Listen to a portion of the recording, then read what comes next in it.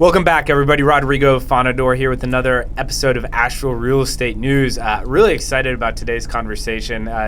Not sure 100% where it's going to go. In theory, we're going to be talking about what it takes to succeed as a new agent, or just tips and tricks to just really kind of keep that momentum going if you're getting started in real estate.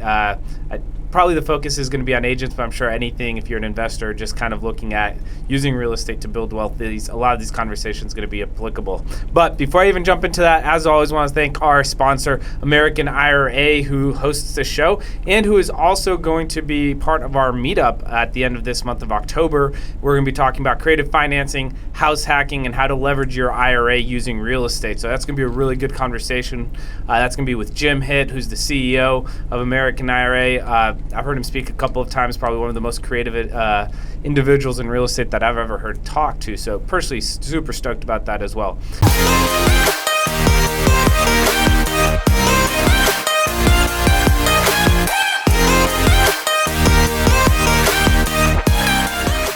But without further ado, let's get to the topic at hand today. Mike, welcome to the show. Thanks, man. Thanks for having me back. Absolutely.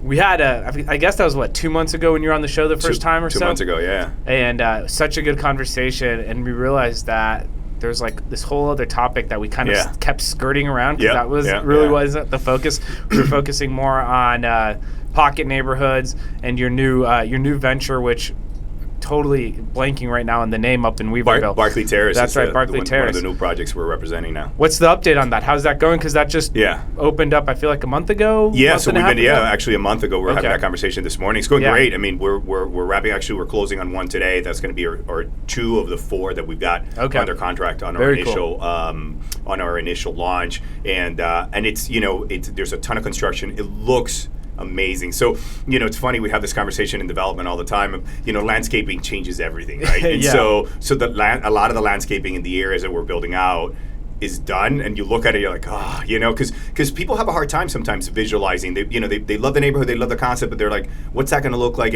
And so, for my sales team to make their life easier, obviously, I like seeing the landscaping go in, because then people can really visualize what the community is going to look like. Yeah, absolutely. So I've done a couple of fix and flips. It's not really our bread and butter, but when I've done them, this one we did recently this past year, it was the first time I really went all in on the landscaping. Yeah.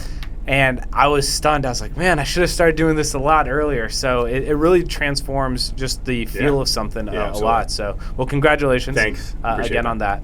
So today we kind of chatted a little bit, talking about what it takes to really make it work as a new agent. And it's really cool. I'm excited about this because it feels like you're going to have two perspectives. Like when you started 9-10 years ago. 12 years ago. Whoa. And then kind of you just had a transition. Right. And so that's a new start in a lot of different ways. So let's talk about that transition first a little bit to give everybody context. So what were you doing? What are you doing now? And how has that played out so far? Yeah, absolutely. Well, and before we get too far into it, I want to say, thanks for having me. But also I've been really listening to your podcast. Time is always a crunch. And I have found just a lot of value. I was listening to the Mate guys, the Australian guys, and that was it's really insightful. So for your listeners, who are maybe just catching this, on this end of it, you got to go back. You got to listen to some of the interviews, because you've got some really good people on there. Well, appreciate that. It means a lot. It's a fun project for sure. Yeah. So we'll start. So I started 12 years ago when I first got into real estate, and I always say when I got into real estate, I really didn't know. I knew I wanted to be in real estate, but I didn't know where in real estate. I knew that there was these different facets to real estate. But I thought, listen, if I get my license, I do general brokerage for a while, I'll be able to figure it out. I'll see what I like and what I don't like. And so I didn't have a whole lot of direction. I always liked the construction side of the business. So something that I don't talk a lot about is that when I first got my license, I actually signed up at AB Tech to have a construction management class. Okay. And I took a construction management class. I wanted to learn a little bit more about construction. That was always very intriguing to me. Right. And so I took the class. It was great. Met some great builders. And something sparked there, but it wasn't really sort of a full-on fire. And very early on in my career, I got to represent a master plan community in South Asheville called Poplar Ridge. I was brought in by another agent who needed help. And I was sort of the typical new agent. I was just in the office, just hanging out, just trying to, who can I help? What can I do? But I had was fairly savvy when it came to real estate already. So through my conversations, I think this one agent thought, well, this guy sounds like he knows what he's talking about, right? So I had her fooled, which was good. And she brought me into this deal. And you got to realize that when I got into the business, it was, it was crashing. I mean, it was like right at the end of 06. And so people that were much smarter than me, that had been in the business way longer than I was, they were like, listen, it's getting ready to get really bad. And I was like, no, we're on the tail end of it. It's not, Asheville's way behind it. It's going to be fine. It's going to be short-lived. We're going to be all right. Obviously, that was not true. But I got an opportunity to work on this project, and we didn't sell anything. Surprise, surprise. But while I was up there, I felt at home in the community. I felt like it was something that I understood well, and so that's really kind of what sparked it. And then from there, I transitioned. I actually started with one company and then quickly moved to another real estate company, which I spent most of my career with. And very early on, the owner of that company said, "Hey, listen, I don't have any projects for you right now to work on, but let's just give things some time and see what happens." So at any rate, eventually Southcliff came around. The people that were working Southcliff had moved on, and they said, so the owner of the company came to me and said, "Hey, listen, we have this opportunity." Same thing. There's not a whole lot of sales. It's quiet. Will you just go and sit there and represent the developer? And for me, that's kind of how it all started. How it all started coming together. Fast forward, so I represented that company for about 9 years, just over 9 years, and then when that project was over, same thing. Now I found myself, oh my God, I got to start over now. I got to go back to the beginning. And so same thing. So through my relationships, through having the conversations, trying to figure out where is the next landing place, which I think as realtors, we're constantly always looking for that next deal, because that's kind of how we survive. And so that's how I landed where I landed now. I just kind of knew that I wanted to have my own thing. I knew that I wanted it to be developer centric, and so that's how I ended up representing the guys that so own. Who are you with now? So I own my own company, so Trillium Real Estate. So Trillium Real Estate existed before. One of my business partner actually is one of the owners of a company called Asheville Pocket Neighborhoods. And so the reason why the partnership was her and their team saw the value in what I was doing, what I wanted to do for other developers, which essentially my system is called Develop, Market, Sell. And so essentially I have a company that offers all three services. So as opposed to you going and hiring a consulting company to help you on design and what to do, then a real estate company to come and do your sales, and an ad agency to do all your marketing, my company does it all. So my partner saw that and said, listen, there's value here in what you're doing independently. So instead of you doing it on your own, why don't you help us with our projects, and then we can blend this into what we're doing. Yeah. And we had a really good conversation about your transition into Trillium on our last podcast. So if anybody's curious about that and wants a little bit more in depth, go back sometime in June, I think is when I came out. That's right. Wanted to go back. I was just taking notes and you said that it felt right, and I guess your move to Trillium as well, you kind of referenced that. It just kind of, there was something that just felt right, that the pieces started to click. So I wanted to ask you, is this something that's a pretty common thing for you? You can look at a project, you look at a relationship, and you have this ninth sense or sixth sense, I guess, and it just clicks for you, or is that something that took you a while to develop? No, well, so I think the reason why, and I hate saying it this way, but I think you got to know what you're good at and what you're not good at, right? And so I'm not good at anything else, but I'm good at real estate. And so there was always an instinct there for me, right? There was always a sense there that I got if the person was a real buyer, if the project was going to do well, what does a project need in order to do well? What are some good partnerships, and what are the partnerships that maybe aren't so good? Having said all that, listen, plenty of mistakes, right? So I was reading this thing the other day. I actually posted it, which was, how do you become successful? And it said, well, you make the right decisions. And then the other question was, well, how do you make the right decisions? Well, through experience. And then the third question was, well, how do you gain experience? through bad decisions, right? And so certainly, you know, you have to, is what people always want to know how to start, and I always say you just got to start, man. Like you gotta, you know, at the end of the day, you gotta let go what your fears are, and you just gotta dive in. Otherwise, you're never going to start. Right. And so my friends say that I'm very tolerant of risk, and that's just probably because of the way that I grew up. Like I know what's to have and not to have, right? And so I know what's you know what there. Worst case scenario. Yeah, right. And so I'm not like I'm fine. You know what I'm saying? Like I'm gonna be like so I make a decision. And if it's a good decision, great. If not, I try to figure out what did I learn from it, and then I move on. And so those are the things that I think sort of separate, you know, the people that actually end up doing things and the ones that don't. The ones that are constantly trying to hold on. Most people have fears of making decisions, of just like they what if themselves to death. Yeah. Well, I mean, so when I got started into real estate as an investor, they always says like analysis by paralysis. That was like the common thing, and I made so many bad buy decisions at the very beginning when I was getting started because I was so terrified. I was like, I'm not going to be that person in the room who doesn't do anything. I'm going to be that percentage that actually like takes action off the course.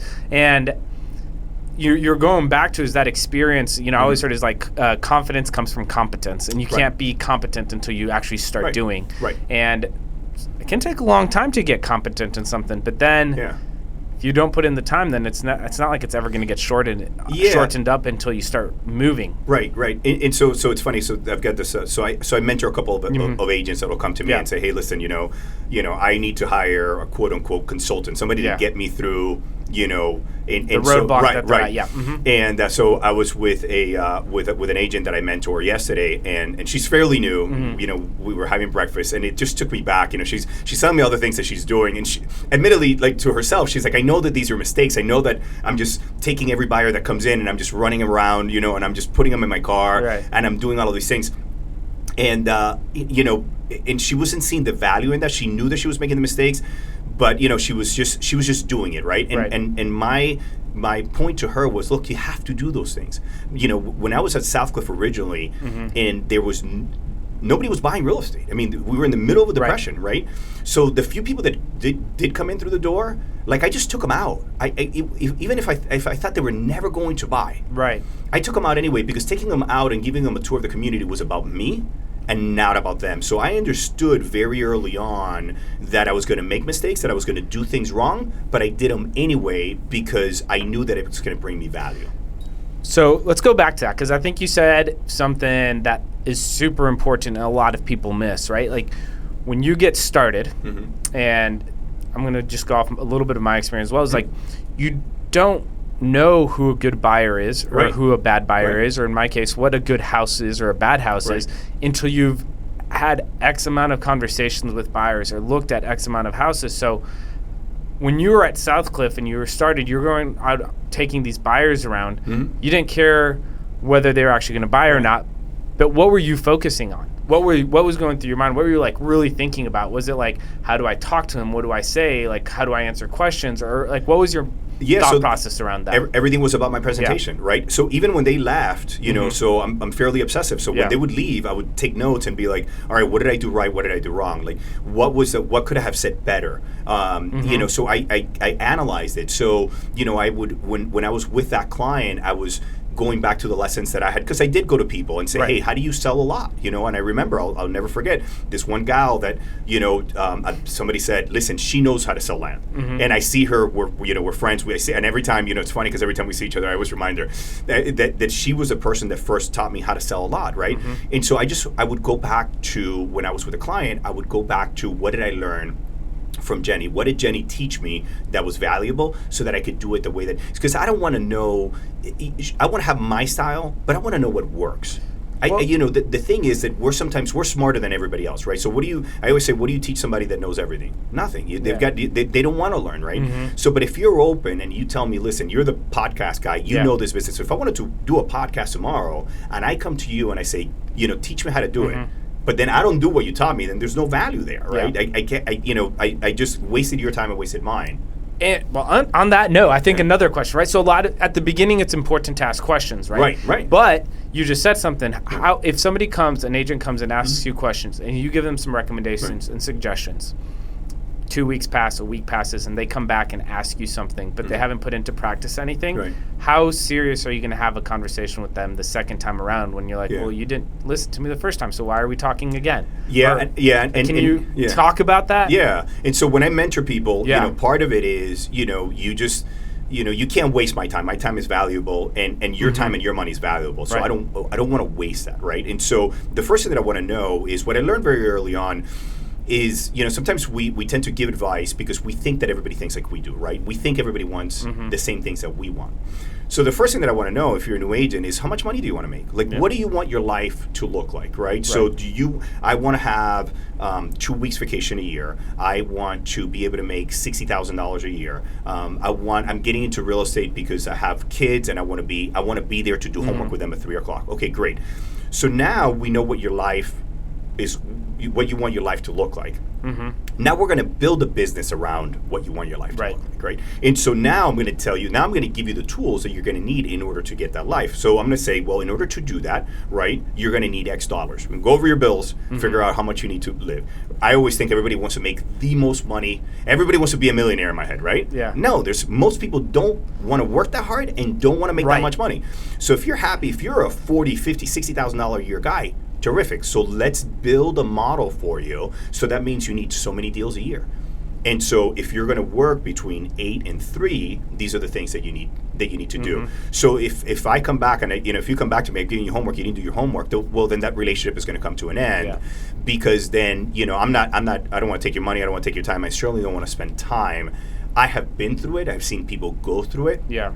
So I know what it takes. And by the way, it's not that complicated. I can sit with somebody for 3, 4 sessions, 5 sessions, put a nice plan together. You're off to the races. How much of it, when you're getting started, when you look back, and even like with what you're doing now, and maybe you can give some examples of your transition that you just went into now, how much of it is technique versus practice? If what I mean by that is, you play golf, right? Yes. So once you know what the technique is, how much practice does it take to actually make it effective? All of it. Right? And so in real estate, it's the same. I think, right, like any skill set, right? It's like, how much time is practice time for you when you're developing new skill sets or working on a new idea or learning something to gain competence? So, I'll answer your question with another question. How good do you want to be? So, because I think that really, so I was listening to something, a couple of days ago, in where, the speaker was talking about the guys that do really well during football season are the guys that are working out during the off season, right? And so what I talk a lot about is, I'm obsessive. Completely obsessive. So I obsess over real estate, and so I am constantly looking at the numbers. I am constantly reading the books. Anything that has to do with real estate, I'm spending the time on it. And so, this is a, we wanted to talk a little bit about this. Nobody talks about how hard this is. Nobody talks about the amount of time, the money that it takes, the effort that it takes, the losses that we take, right? Because I think we do a really good job of saying, hey, look at me, I had this closing. You look at some agents, and all they do is post about their closings, and you want that, right? You want the positiveness out there, right? But I want agents to start talking about, particularly for the benefit of new agents, how hard this business is and how difficult and how much time, to what you're saying, how much time do you have to put into it? Because you got to put all your time into it, right? I have these discussions, all the time, and where I am 80% work and 20% everything else. So hear that for a second, though. 80% work and 20% everything else. I'm married. I have 2 kids, right? So it's 20%. Yeah. 20% and 80%. And I still have me. I got to go to the gym. I got to get some golf in. Yeah. And I got to spend time. And you still got to show up. So let's go. I think that is super important, and I definitely can relate. And that conversation gets me excited. Very excited, because I know for me, when I first got into real estate, I went to one of those like Rich Dad Poor Dads, learn how to flip houses. I was like, oh, great. And they're like, 30 days, this is the house, this is the car, this is your girlfriend, boyfriend, whatever, is this like picture perfect. I was like, 30 days or less, sign me up, let's go. It took a lot longer than 30 days. It took me 9 months for there to be some fruit to everything that was sold. So I was curious to know, when was your wake up moment? Because I think most people get into real estate, they're excited, right? And then there's something that happens, you hit that wall, you have that first just like chaotic month, everything falls apart. What was your wake up call when you're like, this is going to be hard? So when I got that first development, right? The Poplar Ridge? Poplar Ridge. Yeah. And I remember, like, I was doing open houses on lots. Like, who does open houses on lots, right? I would just stand up there waiting for somebody to drive by. But I went out and I spent all this money. This is, again, you got to think of the time. Like, websites were not as cheap as they were, but I told the developer, listen, I'll pay for the website. Like, back then, I didn't understand that developers, they have a marketing budget. And so some of this, all the things that I was paying for, he should have been paying for. That's another conversation. So I did a website, and I got an aerial photographer, and I jumped on a plane, not much bigger than this desk, my friend. All right. And so I went up with this photographer and, held on to the steering wheel or whatever you call it on an airplane while he hung out the window and took pictures, right? So I did all of this, and I was so excited, and, I just thought, gosh, if I could just get one sale. And the guy fired me. The guy said, you're doing a really great job. I'll never forget the conversation. You're doing a really great job, but the company that you're with is not supporting your efforts. We need more than just the one guy putting efforts into this development. And so I'm not firing you as an agent, but I'm firing your company. I've decided to go with another company. How long was that? How much time how many months, weeks, days had you spent on Poplar Ridge at that point then? I mean, I was fairly early on, so not more than maybe call it 4 months. That's still a lot of time. It was a lot of time. Yeah, it was a lot of time because you're spending time and money and effort. And credit to this developer, he wrote me a check for all of my marketing expenses, which blew me out of the water. But that day, I'll never forget. It's kind of one of those when things happen in the news that are fairly traumatic, right? You know exactly where you are. I remember going into the basement, which was a basement garage of my house, and just walking around trying to figure out now what. Right, so everything is like everything. When in this business, sometimes we get fired from a listing or we lose a project. Everything seems so final, right? Because we have and so I quickly learned you can't just have one thing going. You got to have a bunch of things going, and that was it. That was my baby, and I thought, gosh, this is going to be really successful. And I got punched in the mouth, and I thought, gosh, this is hard. This is really difficult. I spent all this time like. Nobody cares. Like, that's what, I tell people all the time, nobody's coming to save you. Like, everybody, not in a bad way, everybody's just trying to take care of themselves. And that developer was doing what was good for them. Right, for his development, not for Mike Romero. Like, sure, I have a wife and a kid at home, brand new baby at home, but that's really not his job is not to support. That's not his problem, right? That's exactly right. And so you got to approach this business in that way. What was your first breakthrough step after that moment? After you walked around the garage, just being like, "Holy crap! Now what?" And when did you feel like you had clarity on what the next step was? So I started to analyze. So again, because I get so obsessive, about the way that things happen. I was trying to analyze what is it that what he said and why he said it, right? And so I always say, people will tell you how they feel. You just got to be paying attention, right? Mm-hmm. And so I thought, okay, so maybe I am with the wrong company. Yeah. Maybe I'm not. So I started researching companies that were, and I took the job with that company because they wanted me to come work for them, even though I hadn't even gotten my license yet. Mm-hmm. I was, was part of their training while I was, taking my test, and they really put an effort to getting me as an agent. Yeah, you felt that they wanted you. Right. And so, but now all of a sudden, our business culture just didn't align anymore, right? And I talk a lot about business culture because a lot of times when you part ways with business people, sometimes it's not about them or you, it's just your business cultures just don't match. And I realized very quickly that I was like, okay, I'm with a company that is not going to support what I'm looking for. Yeah. And I had that conversation, by the way, with the owner of the company, and he literally said to me, that's just not what we do. We're not going to be supporting development. We are just all about resales. I thought, okay, so I have made a couple phone calls and talked to the owner of the company that I spent the rest of my career with until recently. Yeah. And he said, listen, we do a lot of that. I don't have anything to help you with now, but you come on board, we're going to find something for you. Yeah, you're not going to put red blocks there. Yeah. That's exactly right. We're going to support, right, what you are trying to do in your business. So what... And that felt good, by the way. Well, no, and exactly. I was trying to think what's the question to ask if you're a newer agent, right? How do you make sure you don't end up with a company that isn't aligned with where you're going? Right. Because you don't want one company that's going to be aligned with everybody. Right. So you're going to have that natural separation. It's not I mean, obviously you did a great job, and you're doing a good job. So it wasn't a skill or personal thing. It was like, hey, we just do things this way, and if you want to do them that way, that's fine, but just not here. Right. So how do you discover that? So what questions do you ask yourself? Yeah, sorry. So no, you're good. I think that if you're a new agent and you're trying, the thing is that you don't know what you don't know when you're new. Right. And so I say this to people all the time. There are no mistakes. There is no wrong answer. Things either they are or they're not, right? Mm-hmm. We as human beings, I think, tend to attach right and wrong to things. So I made a wrong decision or I failed here.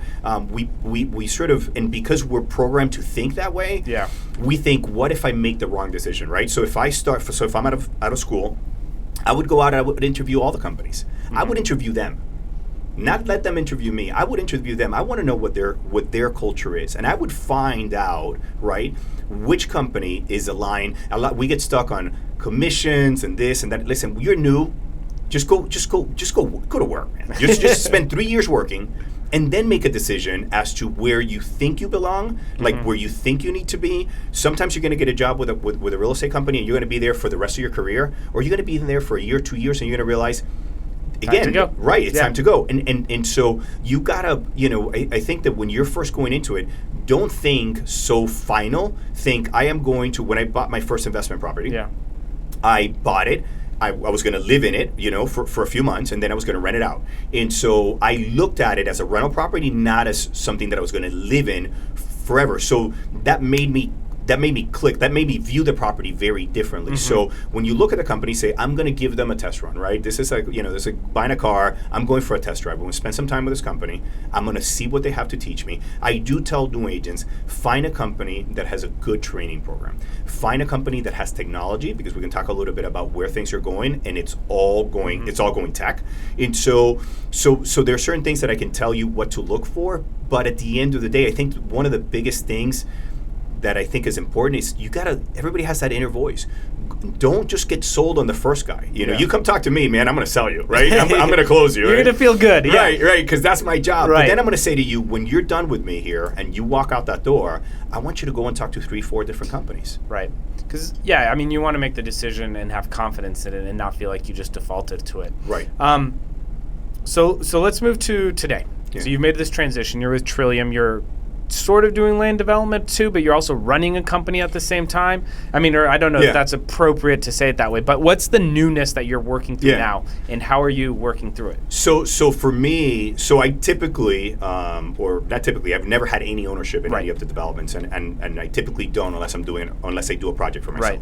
Right. So essentially, my job is to represent the developer in 3 different facets, right? And so for me, the newness of it was basically starting from scratch, because sure, my business partner has a couple of developments that they're doing, but it's just not enough to sustain an entire company. So now I have to go out and have conversations with developers.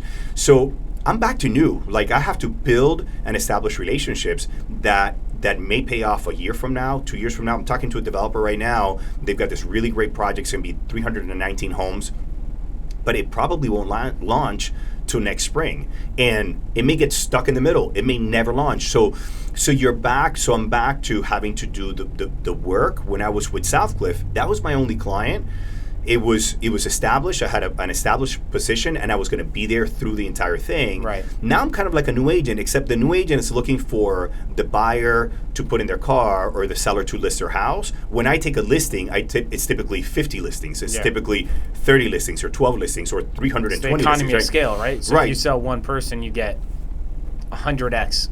And that takes longer. You talk to any commercial realtor, they'll tell you that their deals are bigger, but they take longer. So I'm okay with having the conversations with the developers, knowing full well that this may be a relationship that's going to pan out today, or it may pan out a year from now. It's the patience, right? You got to have. Right. So exactly I think you're a Gary Vee fan, right? Or I am, right? So one of the things he always says that resonates a lot with me is whoever holds his breath the longest wins. Right. And it's such a good perspective. Right. It's like, if you're willing to endure, you're going to do what a lot of people aren't willing to do, which is wait. Yeah, and that's right. And I think that unfortunately, so I've gotten on this like ultra, I'm getting super fit because I'm going to be 45 next February. And so we do a hike. We've been doing a hike now for a couple of years. We did Half Dome last year. We did Presidential Traverse this year. Last year we did Half Dome right around this time. And then after that, so I spent all summer getting fit. And then after that, I came home and I was just like eating like a pig, drinking. Fell off the wagon. Yeah, completely. We went to Europe for 15 days. I was just like stuffing my face. Fast forward to April, and I was a mess, right? So then we scheduled this hike, and so we were doing Presidential Traverse. So I started getting fit, but now, so again, back to there's no wrong decisions or right decisions. I just looked at the decisions that I made last year, and I wasn't happy with the results. So I knew that after this hike, if I made the same decisions, I was going to end up unhappy. So I said, all right, I'm going to push it out. I'm going to say I'm going to stay completely fit and see how fit I can get between now and February 13th for my birthday. And so I planned it. And so it's a lot of it is in the planning. And I think that's what a lot of people don't do. And when you look at a plan, there's just no possible way that you're going to have something from one day to another. Nothing that's worthwhile having. So back to your patience, you just have to know when you get in this business, listen, it's going to suck for 3 years. It just is. You're just going to eat peanut butter and jelly sandwiches for 3 years. And if you're okay with that, then do it. But if you're not, if you think that you're going to get in this business and be the next, Ann Skoglund or Jeff Stewart or whoever the superstars out that are out there, you're mistaken, my friend. There's just no way to get there without time. I want to go back in regards to the time thing and the positivity versus the negativity that exists, and go back to when you're talking about that, your work is 80% of your life. What do you really mean by that? Because I think that, you're probably not in the office 80% of that time, right? But I think you're talking, and I'm asking, this is a question. When you're talking that 80%, it's that education, the discovery, the building relationships with people, like exploring things, tweaking things, having a ton of misses that nobody sees for that one moment of shining. And how does that really play out with family life and stuff? Because I think that's something that, not when I first got married, I had a couple. I was like, "Hey, babe, listen, I work a lot, but it's I've not had that same conversation." But I need you to understand, it's not because I have to. In the sense I do, but it's also because this is just part of me. I love it. Right. And how did you always have that? Was that developed, and how has that transitioned at all, if at all, or if any, if at all? Yeah. So that's in my DNA, right? And so back to Gary V when he says, "I wish I could take a pill to make me less ambitious." I can relate to that because I know that it's caused detriment in the relationships of my life, right? So it hasn't changed. It's always been that way, and so it is difficult when I am playing golf with my son and I got to take an important phone call. I try to keep my sacred time sacred, but there are times in where that's just part of it, right? And so how do I avoid those things, or how do I try not to do those things? And those are the I try to do that the least amount of times possible. But the reality is that I work all day.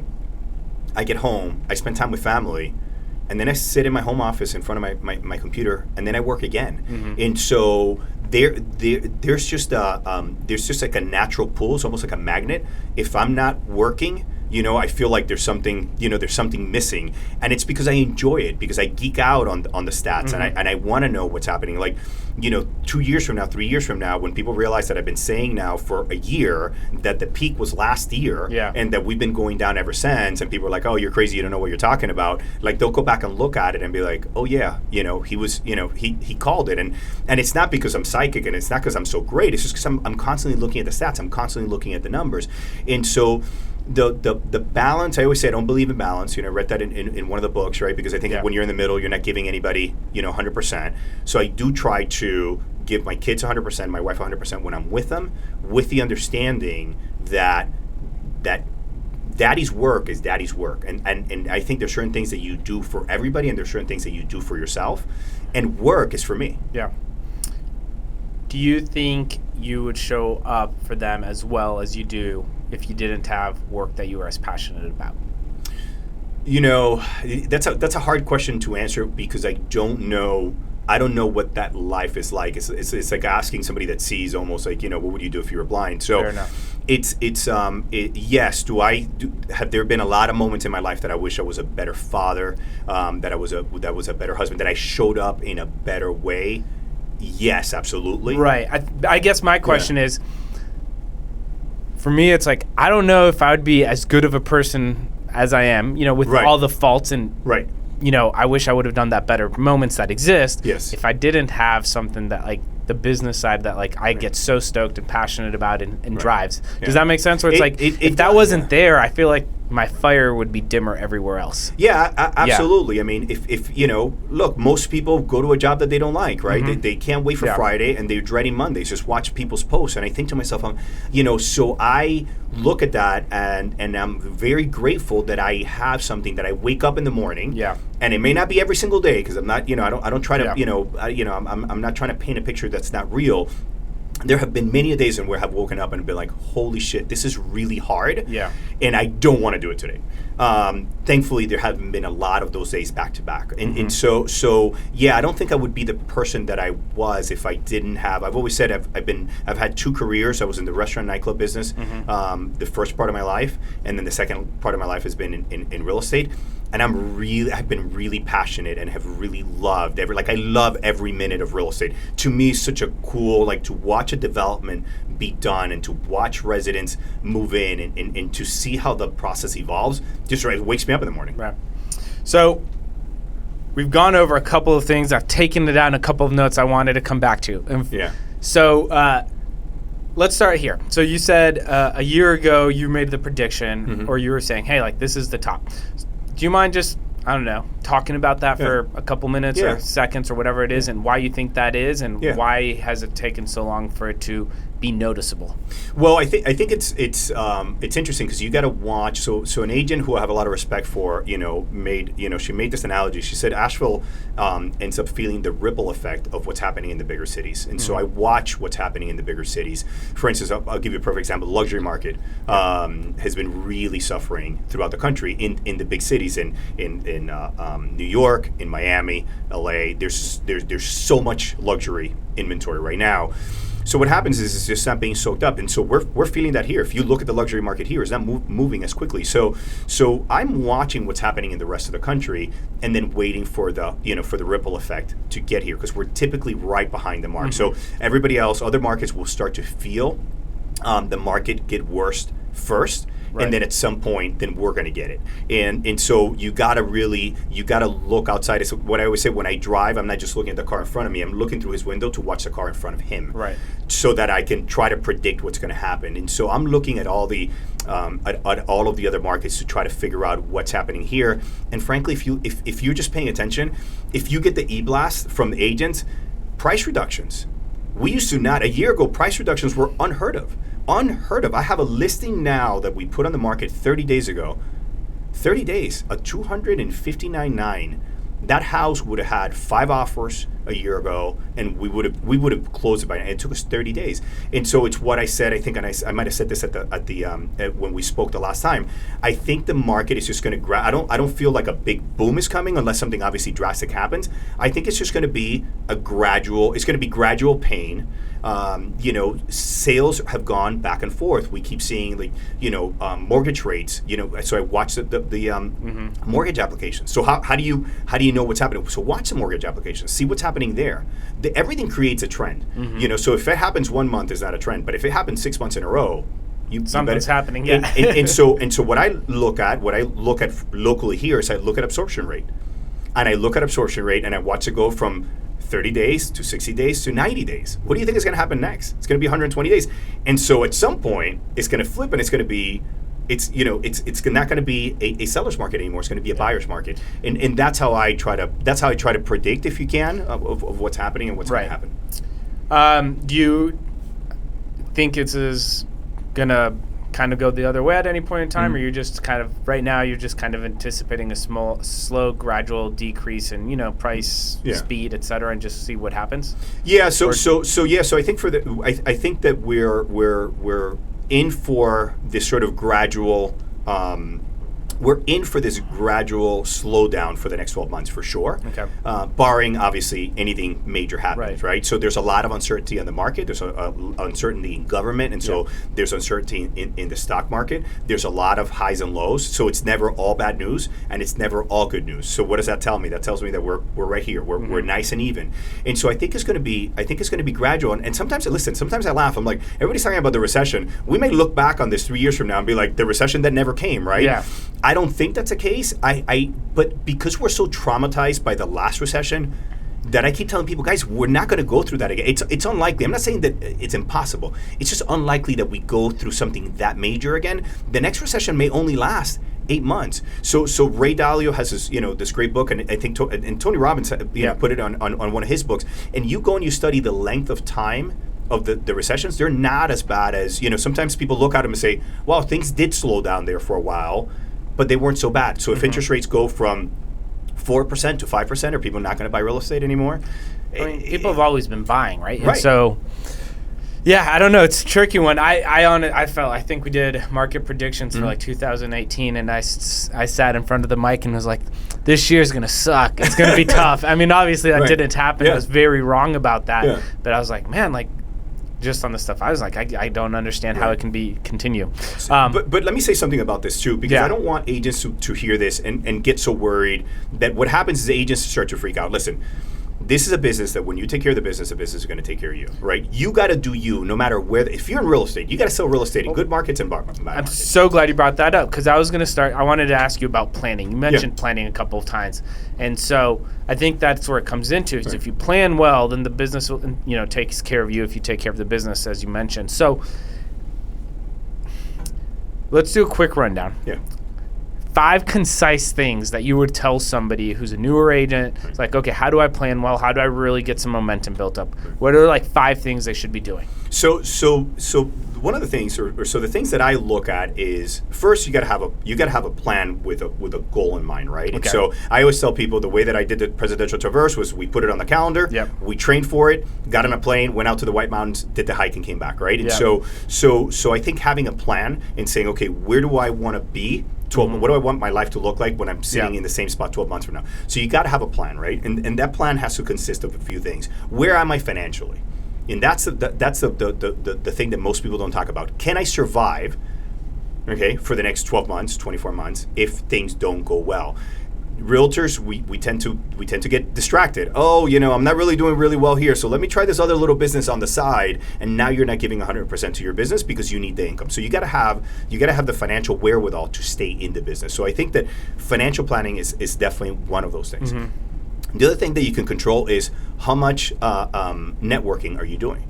So what are you doing to meet new people? Real estate is a contact sport. You got to be in front of people all the time, right? You don't know where the next relationship is going to go, right? And so you got to constantly be making new relationships. So from there, then you have to do the work, right? And so part of your planning is, when I get a listing, am I letting all the other neighbors know? This is more really for general brokers. Am I letting all the other neighbors? So marketing yourself, right? So putting yourself in a position where people know who you are and know what you're doing. That's another piece of it. So I think I think financial planning.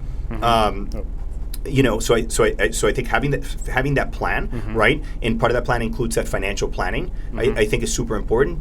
Then working your sphere, talking. Who are you talking to on a daily basis? Is it contact sport? You're going out, you're talking to different people to try to get that business going. Right. So what you're trying to do is, and the biggest thing I think is just creating momentum. Like, how do you create momentum? How do I go to networkings? How do I talk to my sphere? How do I talk to the people that are in my circle to try to continuously try to sell real estate? What happens is you get caught up in the day-to-day when you're a realtor, and so you're just working. Oh, I got to do these flyers, or I got to do this, or I got to do that. And then what happened to your going out and making relationships? What happened to you going out and trying to find new clients? Yeah. Does that make sense? That does. I don't know that was quite 5, but no, I think it was. I think I got to either way, 4 or 5, either way. So throughout all of this is, when you have a bad day, because say you have this plan, you have this bad day, you have a bad moment, somebody's like, hey, look, fired you from the listing, from the development, whatever. What have you found to be a helpful, like, personal tool to just set you back on on track and just be like, do you take a day off and like go do something you really enjoy? Do you like what's the process at that point to get to the point where you're like, all right, let's go? So I've been in it now long enough, and where I have this, this rule that I don't allow myself, but just a certain amount of time to sort of feel bad for myself, right? To have that pity party, which I think that everybody has to have it. Have your bad day, right? For me, sometimes I just want to sit on my back deck, smoke a cigar, and have a scotch, and just kind of unwind. I don't like playing golf because I'm not concentrating as much. But I keep it. I allow myself to have the bad moment, keep it down to a day, to a half a day, to a few hours, and then I move on, right? So, but that's taken being punched in the mouth a lot. At the beginning, it was fairly devastating. At the beginning, I was out of it. I was like, when I first got fired, I was like, this isn't for me. Nobody loves me. It was awful. Right. Yeah. Now I'm like, I know it's about them. It's got nothing to do with me. And so I do try to understand that the bad days are going to come. And I tell people all the time, listen, we all focus on vacation and going on vacation, and I can't wait to get to vacation. What are you doing through the week that could be a mini vacation for you, right? For me, it's golf. For me, is on Wednesdays at 4 o'clock, I bye-bye everybody, I go pick up my son, and we go walk 9 holes. Or, during the summer, we can even, we can get 18 holes in because the sun's out. That's like a little mini break for me, whether it's, going on a hike. Mm-hmm. I enjoy hiking, and so I go on a hike. So I have, I said this to a friend of mine not too long ago, completely overworked, and then we're trying to analyze his life. He came to me for advice, and he had no hobbies. He didn't have anything that he really enjoyed doing. So I tell people, find that one thing that's not even about the kids, or that's about you, whatever that is. And sometimes I adore my son, but sometimes I just want to play golf by myself. Yeah. Frankly, I don't want to play with my dad. I don't want to play because I'm going there to enjoy it. So I have golf, I run, I have hiking, which I do with my friends quite a bit. So I think it's important to sort of find your mini vacation, right? Find that 2-hour vacation, that 3-hour vacation. Right. Give yourself that space to think, because we're just getting beat up all the time, right? And so we're constantly being reactive, and we got to find the time to be proactive and to look at our lives and say, okay, what am I going to do next? And that's important. So having that hobby or that thing that you enjoy doing, I think that's super important. And put it in your calendar. Like, it becomes part of your life. Is what I'm starting to do is that I'm trying to plan all my time off and vacations at the beginning of the year. So before the end of the year, my wife and I will sit down, we'll look at the calendar and say, okay, what do we want to do, right? So we know we're going to be in New Orleans for New Year's. Spring break, I want to take Michael skiing. Summer, we want to do wine country. Right. Then we have, we have Thanksgiving, and then we have Christmas. So now we plan it out, and then it's in the books, right? And so if you just say, okay, like I do, Wednesdays at 4 o'clock, I schedule everything. So if you call me and you say, hey, can I meet with you Wednesday at 4:30? The answer is no. I'm going to say, can we do Wednesday at 9:30? Can we do Thursday? So you work around it. That's exactly right. And so don't become a slave to the business. Have the business work for you, not you work for the business, if that makes sense. No, I think it does. And how long have you been doing this again? 13 years. So it's 13 years of insight too. Like, you also have to be a little bit of conscious of where you are. If you're 13 months in, you might not have the luxury yet to have that. Maybe your time off is not 4 to whatever time it is. It might be 2:30 to 3, and then you got to keep going, or whatever the case might be. But principle stands the same, I would say. Absolutely. So any further thoughts wrapping up? I know you would love to hear your thoughts on iBuyers and some of the technology that's disrupting the industry. But just before we move to that, I just want to any last closing thoughts on just new agents or anything of that. No, I keep going back to, you say I had to hike recently, and I just can't. I can't drive that point enough to the people around me that we set a goal. We worked our face off all for months. We hiked, we trained. I was in the gym. Mm-hmm. I ate well. So I set a goal. I created a plan around that goal, and then I just worked my plan. Mm-hmm. And I'll tell you this quick story. So 5 of us started, 4 of us finished. So when you get to Mount Washington, you can bail. You can take a shuttle back. And one of my friends who did it, he's in Florida, and so his training was very limited because he didn't have the ability to train like altitude. We did. So I remember when we were getting close to Mount Washington, he said, "I'm going to stop there," and I thought to myself, do I need to stop? Because I was exhausted. I mean, we all were. At that point, you're hiking 4 hours. This took us 17 hours, 9,000 feet in elevation gain. And I thought to myself, and I said this out loud to him. I said, I didn't come this far to only come this far. Yeah. And so I was committed, but I was committed because I knew that my body can handle it. I knew that I had trained right, that I had done all the right things. So, as a new agent, if you're listening and you're trying to figure out how to do things, just set your goal, write out your plan, and then just work your plan. Be patient. Your plan will pay off. But you just gotta, that's exactly right. Trust the process. Awesome. Cool, man. Yeah, I think that's great. So let's move real quickly, give you an opportunity, soapbox, stage, whatever you want to call it. What's happening in real estate, technology, iBuyers? Is it a thing that matters in Asheville or not? So it's interesting. The technology conversation happens quite a bit, and so it's hard, right? I'm not smart enough to know. Here's what I know. Real estate will continue to be a relationship business. And so I can't tell you 20 years from now. I think for the next few years, I think it's going to get easier to buy real estate for buyers. And I think sellers, buyer agents can't complain when they don't get paid the same if they're not doing the same amount of work, right? And so you can't, if the buyer comes in and they have all the information, which is where technology got us, right? Now they have it. It used to be the big MLS book, we had it all. Then it was the MLS, the website, we had it all. Now Zillow came and disrupted everything. And like Zillow, there's 100 other websites. There's 100 other websites that are doing it. And so that's fine. The people aspect of it, I don't know that's going to be fully replaced. I think our business is going to look very differently 5 years from now because of technology. And so if you don't do your job and you're not the expert, people will default to what's easiest, to whatever they feel is the expert, whether it's Zillow or realtor.com or any other website. So you have to become the trusted advisor for your people so that they don't go to, they go to Zillow and say, hey, there are 4 houses in North Asheville that are for sale. And then you can quickly go back to them and say, yes, but remember you wanted a 3-car garage? Well, all of those houses have 2 cars. Oh yeah, I didn't notice that. So you gotta know what they know when they know it. Yeah. It sounds like a lot of work. It's work. It's work, man. It's work. If we don't make the money that we make because we don't work, our job is to make it look easy. And so I always kind of shake my head, when I talk to, and I go through this a lot with developers because they think it's just, they do the development, they pay for all the marketing, they think, realtors are just there signing contracts. And that's good.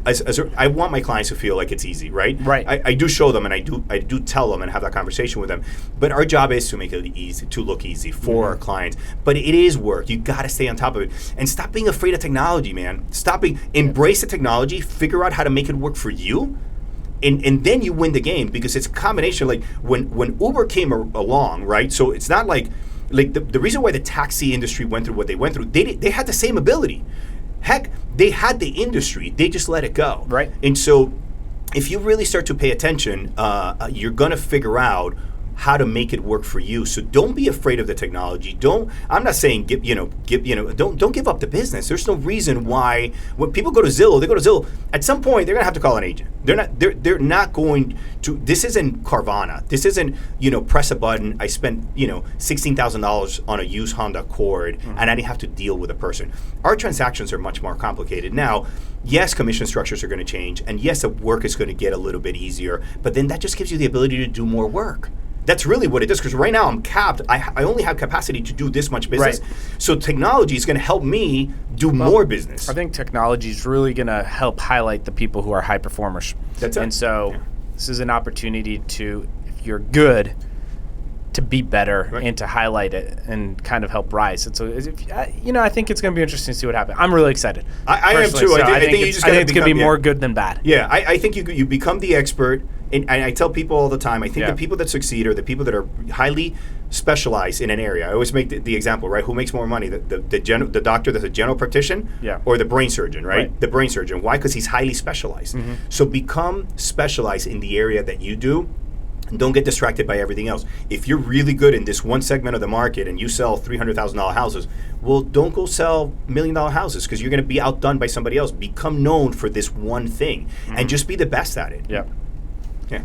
I don't think there's a better way to end than that. But great insight.